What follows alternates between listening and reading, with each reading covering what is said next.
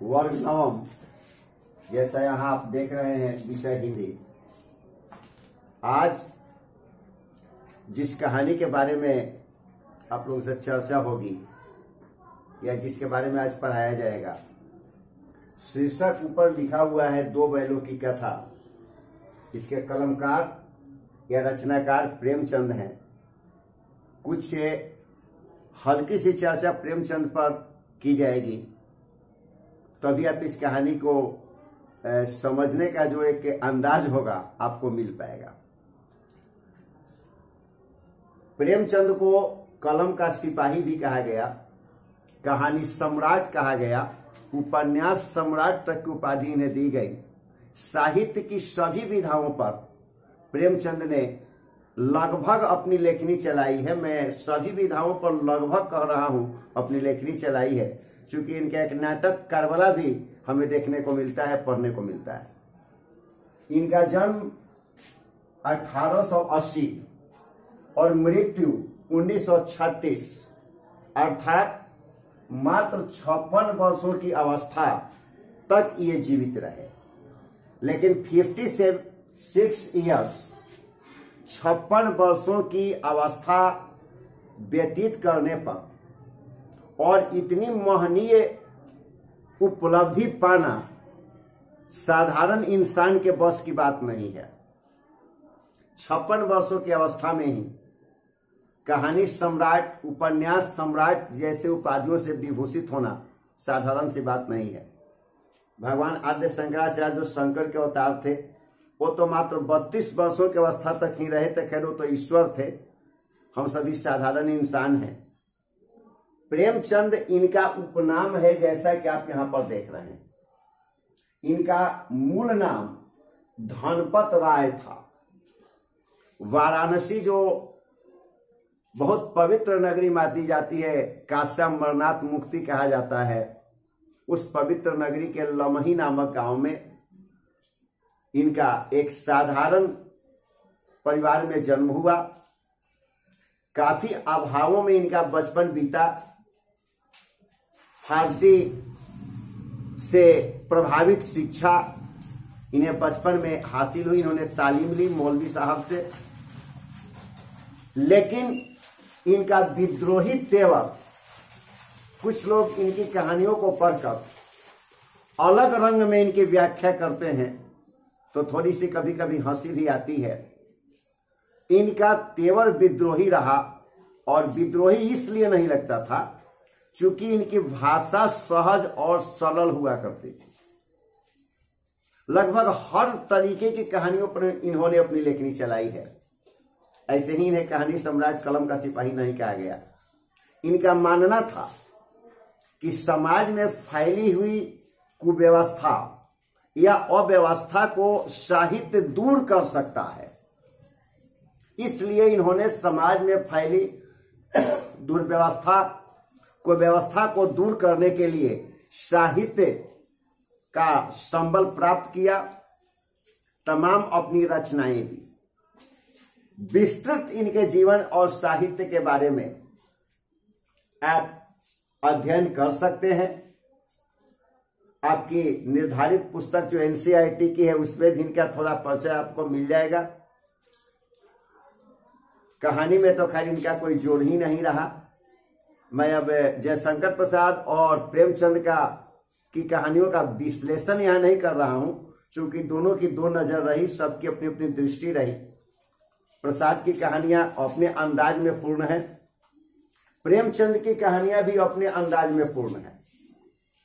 सबका अपना अपना अंदाज है। यहां जो कहानी आपको पढ़नी है, दो बैलों की कथा, शीर्षक से आप समझ ही गए होंगे कि ये दो बैलों की कहानी है। इस कहानी के मुख्य पात्र कौन है, ये मैंने सबसे नीचे यहां इशारा किया है। कथा के मुख्य पात्र हीरा, मोती और झूरी। हीरा और मोती दो बैल हैं, और झूरी वो किसान है, वो कृषक है, जिसने इन दोनों बैलों को अपने पास रखा है, इन्हें पोषित करता रहता है। अपना अपना अंदाज होता है कहानी को देखने के लिए। हर लोग अपने अपने अंदाज से किसी भी चीज को देखते हैं। सामान्य सी चीज को भी विशेष बनाकर प्रस्तुत करना और विशेष चीज को भी सामान्य बनाकर प्रस्तुत करना, ये यदि बेहतरीन कला किसी कहानीकार के अंदर में पाई गई तो वो प्रेमचंद हो सकते हैं, फणीश्वरनाथ रेणु हो सकते हैं, और भी हैं, लेकिन मैं यहां पर दो को उदाहरण में रख रहा हूं। इस कहानी के माध्यम से कहानीकार प्रेमचंद, मैंने बहुत कम शब्दों में कहानी के उद्देश्य को बताने की कोशिश की है कि इस कहानी का उद्देश्य क्या था प्रेमचंद को लिखने में। आप इनके जन्म से देख रहे हैं कि 1880 का जन्म है और मृत्यु 1936 की है, मतलब आजादी के पहले की एक कहानी है। क्योंकि प्रेमचंद उतनी ही दिन रहे आजादी के पहले तक, तो बाद में तो कहानी लिखी नहीं गई है। तो उस वक्त शवों के ऊपर, चाहे वो जानवर हो या इंसान हो, आजादी का एक भूत सा सवार था। ऐसा कुछ कहानीकार बतलाना चाहते हैं। आप देखें, कथा के माध्यम से प्रेमचंद ने कृषक समाज और पशुओं के भावात्मक संबंधों पर प्रकाश डाला है। ये बताने की भी कोशिश की है कि पशु भी प्रेम का भूखा होता है। प्रेम का बंधन कहने के लिए तो कच्चा होता है, लेकिन इतना मजबूत होता है कि उससे ज्यादा मजबूत जंजीर का भी बंधन नहीं हो सकता, बशर्ते वो प्रेम अपनी सही रूप में प्रेम हो तो इसे देखा जा सकता है। और भावात्मक लगाव भी कैसे जुड़ जाता है, यह भी समझने की बात है। एक बहुत बड़े शायर ने कहा कि करते रहो काम तो आदत हो जाती है और किसी को चाहो तो चाहत हो जाती है। निरंतर लगातार प्रयास करना भी काम के प्रति सजगता, सचेष्टता को ही दर्शाता। स्वतंत्रता सहज में प्राप्त नहीं होती। स्वतंत्रता वैसी वस्तु नहीं है जो आसानी से, सहजता से प्राप्त हो सके। ये कहानीकार का मानना है। कुछ हद तक सही भी है, मैं शब्द दे रहा हूं, कुछ हद तक सही भी है। विकल्प किसी चीज के कहीं भी मिल सकते हैं, वो अलग बात है। तो स्वतंत्रता सहज में प्राप्त नहीं होती, इसके लिए बार बार संघर्ष करना पड़ता है। आजादी का आंदोलन भी इस बात को बताता है कि बार बार संघर्ष से ही आजादी की प्राप्ति होती है, गुलामी की जंजीरें टूट जाती। परोक्ष रूप में, प्रत्यक्ष में नहीं, परोक्ष रूप में यह कहानी आजादी के आंदोलन की भावना से जुड़ी है।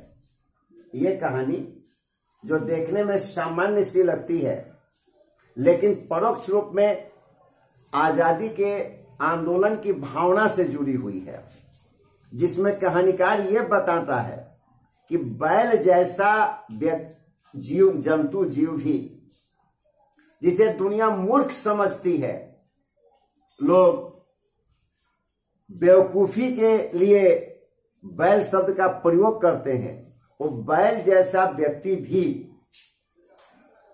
तरीके से जीना चाहता है। मैं तरीके से जीना इसलिए कह रहा हूं ताकि झूरी के पास भी ये बैल बंधे ही रहते हैं, पूर्णतः स्वतंत्र नहीं है, लेकिन उनका एक जीवन तरीके में है। उन्हें महसूस हो रहा है कि हम आजाद हैं, खुली हवा में सांस ले सकते हैं। ऐसी अभिव्यक्ति उन बैलों के अंदर है, तभी वो झूरी के पास बंधे रहने पर भी अपने आप को खुशहाल महसूस करते हैं। और झूरी के पास बंधे हुए रहकर भी दोनों बैल अपने आप को आजाद सा महसूस कर रहे हैं। आजाद नहीं, बंधे हैं, लेकिन उन्हें लग रहा है कि उन पर कोई विशेष जुल्म सितम या कोई जुल्म सितम विशेष कैसे भी नहीं हो रहा। कहानी की ओर हम देखें, ये जैसा मैंने संकेत दिया कि आजादी की भावना से जुड़ी हुई कहानी है। इसके 3 पात्र हीरा, मोती और झूरी मुख्य रूप में है। हीरा और मोती दोनों बैल हैं और झूरी वो किसान है जिसके पास ये दोनों बैल हैं। दोनों बैल काफी खुश हैं और झूरी भी उनकी हिफाजत में, उनके खाने पीने में कोई कोर कसर नहीं छोड़ता है। दोनों झूरी के पास अपने आप को खुशहाल महसूस करते हैं और दोनों बैलों में घनिष्ठ मित्रता भी है। जैसा अभाव होता है कि एक बैल दूसरे बैल का मित्र हो, लेकिन यहां दोनों में घनिष्ठ मित्रता है। एक बार ऐसा हुआ कि झूरी का जो साला था वह दोनों बैलों की मांग किया कि मुझे भी कुछ खेती का काम है, और झूरी ने उन दोनों बैलों को अपनी ससुराल भेज दिया। बैलों को यह बात पसंद नहीं आई कि क्यों उन दोनों को दूसरे के यहां काम करने के लिए भेजा जा रहा है। रात में दोनों जिस रस्सी से बंधे होते हैं, प्रेमचंद ने लोक के भाषा का प्रयोग किया है, पगहा लोग बोलते हैं। दोनों पगहा को तुड़ा करके भागते हैं और सुबह झूरी के घर पर पहुंच जाते हैं। झूरी की जब आंख खुलती है और जो सुबह में उन्हें देखता है तो उन्हें गले लगा लेता है। उसे एहसास होता है कि बैल कितनी मुझसे चाहत रखते हैं, कितना मुझे चाहते हैं, लेकिन जैसा कि स्वभाव होता है मैके के प्रति, झूरी की पत्नी को बैलों का भाग करके आना अच्छा नहीं लगा और उसने गुस्से में आकर बैलों को रूखा सूखा खाने के लिए दे दिया। दूसरे दिन झूरी का साला फिर आया और उन बैलों को ले गया।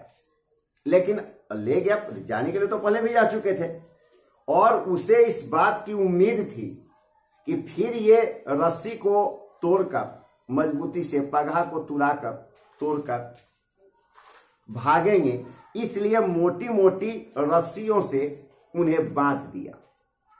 खाने के लिए रूखा सूखा चारा डाल दिया। बैलों को लगा कि उनका सरासर अपमान हो रहा है। आज तक ऐसा अपमान उन्होंने नहीं सहा था।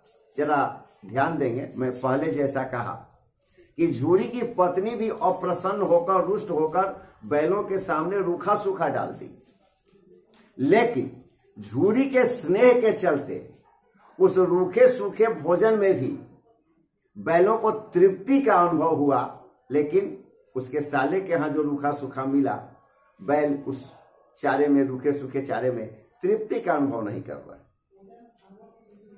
जब उन्हें अगले दिन हल में जोता गया तो दोनों ने एक तरीके से सत्याग्रह ही कर दिया, कदम ही आगे नहीं बढ़ाते थे, इसलिए उन्हें काफी पीटा गया।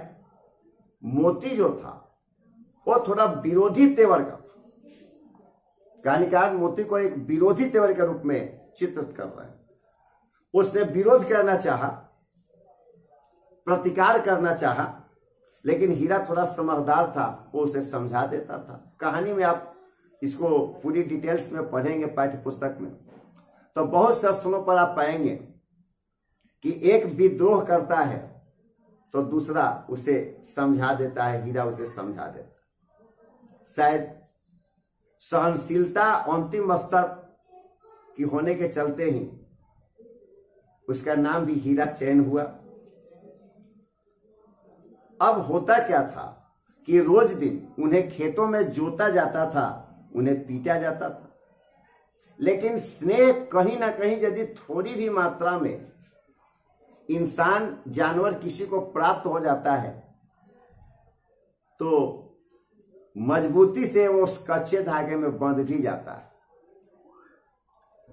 उस परिवार में भी झूरी के ससुराल में एक छोटी बच्ची थी जो चुपके से इन दोनों बैलों को आकर के रोटी खिला जाती थी।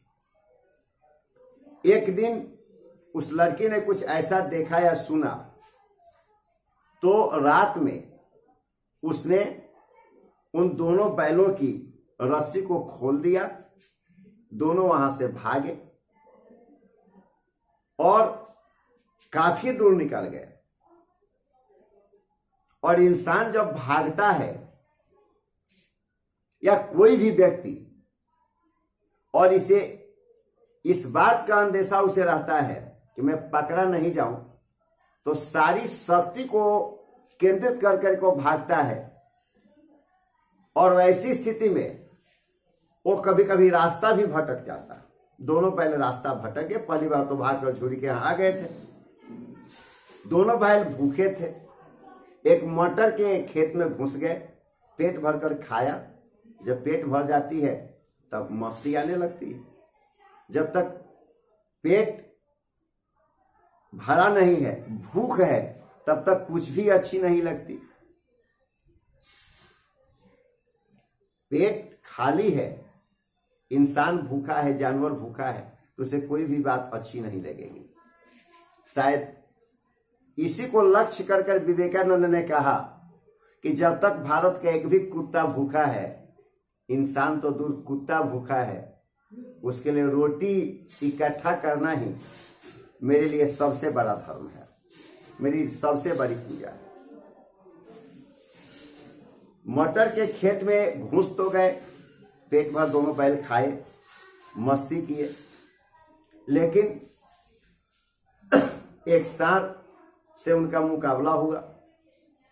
खैर दोनों फिर वहां से भागे और अब की बार फिर एक मटर के खेत में घुस गए, लेकिन इस बार पकड़े गए।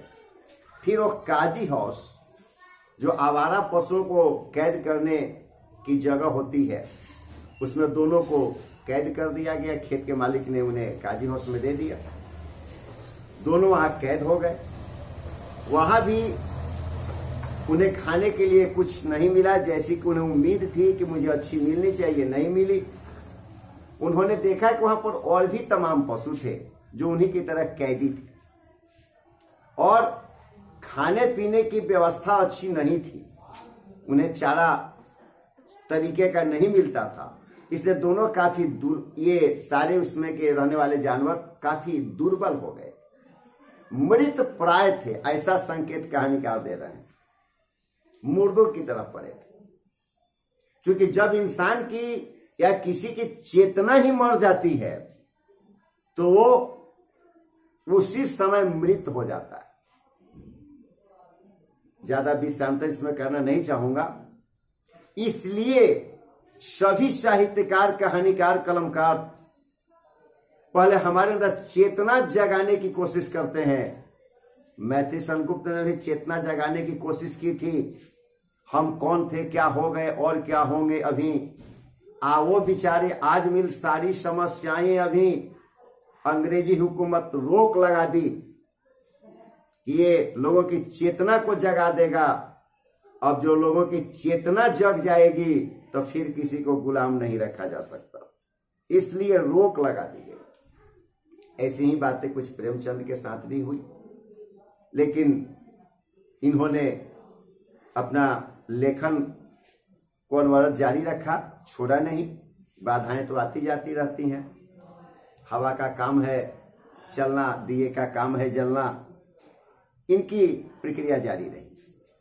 तो रात्रि में उन दोनों बैलों ने निश्चय किया कि आजाद तो होना ही पड़ेगा, नहीं तो ऐसे तो हम और मर जाएंगे। देखिए इतने मृत प्राय ये जानवर और भी पड़े हैं। चूंकि इनकी चेतना मर गई है, लेकिन हमारी चेतना भी जिंदा है, और जब चेतना जिंदा है तब कुछ प्रयास किया जा सकता है। तो दोनों ने मिलकर रात में जिस काजी हाउस में बंद थे उसकी दीवार को तोड़ दी और सारे अधमरे जानवरों को वहां से मुक्त करा दिया। और हीरा जो था उसका बंधन नहीं खुल पाया जहां वो बंधा था, तो मोती भी वहीं पर खड़ा रहा।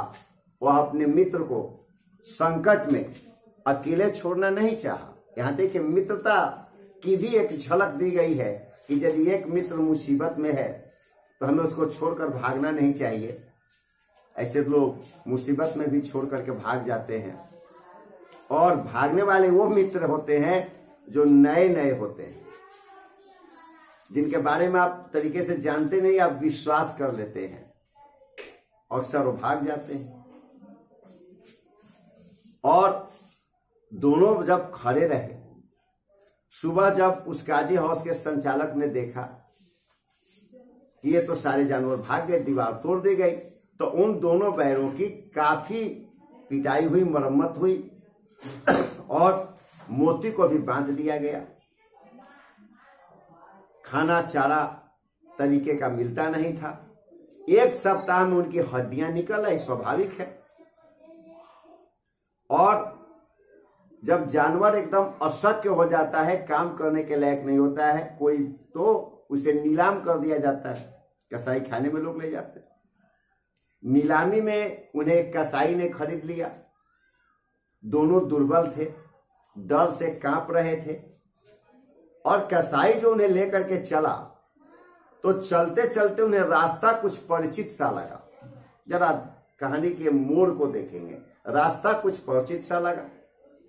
वे समझ गए कि यह उनके घर का रास्ता है, यह उनके घर की राह है।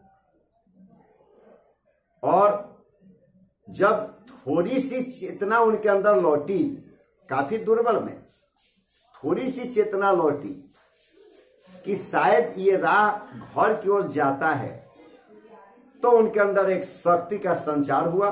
क्योंकि उनकी चेतना लौटी, और जब चेतना लौटती है तो शक्ति का संचार होता ही है। जब चेतना ही मर जाती है तो सब कुछ समाप्त हो जाता है। हम सोच ही नहीं सकते तो हम कर क्या सकते हैं? सोचने की आजादी होगी तो करने की भी आजादी होगी। तो दोनों को रास्ता कुछ परिचित सा लगा, उनके अंदर की चेतना जगी, कुछ शक्ति का संचार दोनों में हुआ, और दोनों बहुत तेजी से भागे।